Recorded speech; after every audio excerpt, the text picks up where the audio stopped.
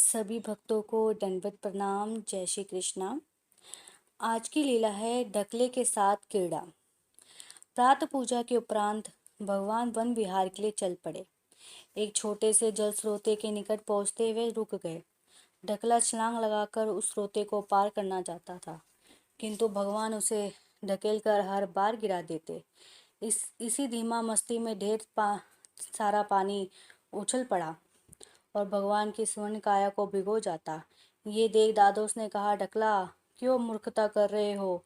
जिन बातों से नरक प्राप्त होता है तुम वही कर रहे हो। भगवान तो साक्षात ईश्वर है, उनके साथ कैसा खेल? तुम्हें ऐसा नहीं करना चाहिए। दादोस को कुपित होते देख ढकला अपराध सा एक और खड़ा हो गया।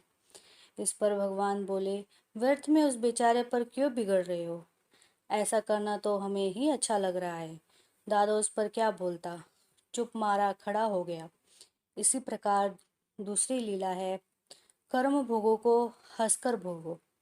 भगवान को अपने समर्थन से बोलते देख ढकली की चेतना जैसे फिर लौट आई। अगली बार जब उसने और भी ज्यादा आवेग में आग छलांग लगाई तो उसके पाँव में मोच आ गई।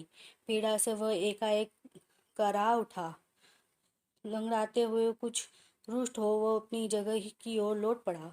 ये देख भगवान हंस दिए। हंसा दादोस भी, लेकिन उसके हंसने में फर्क था। कीड़ा वही थम गई और सभी निवास की ओर चल दिए।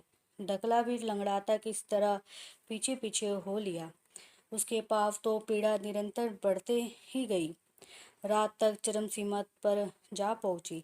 ढकला रात भर कराता रहा और चैन से सो न पाया। प्रातः जब भगवान दिशा जंगल जाने लगे तो बाईसा ने आवाज लगाई, अरे ओ ढकले, लौट के भगवान के साथ जाओ। क्या हो गया है आज तुम्हें? ढकला बोला, मैं उनसे रुष्ट हुआ हूँ, उनके साथ नहीं जाऊंगा। भगवान वहीं से बोले, अजी रूठने का क्या कारण है, हमें तो बताओ।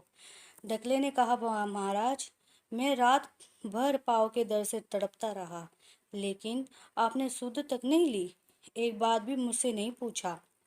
भगवान ये सुनकर मुस्कुरा दिए, फिर बड़ी गंभीर वाणी में बोले, ढकला अर्थात ढकले, तुम तो महात्मा हो।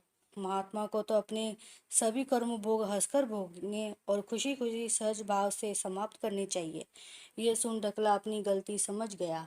दुख रूप भोग भोगने में रोने चिल्लाने की क्या जरूरत है? उन्हें तो हंसकर भोगने में ही भलाई है।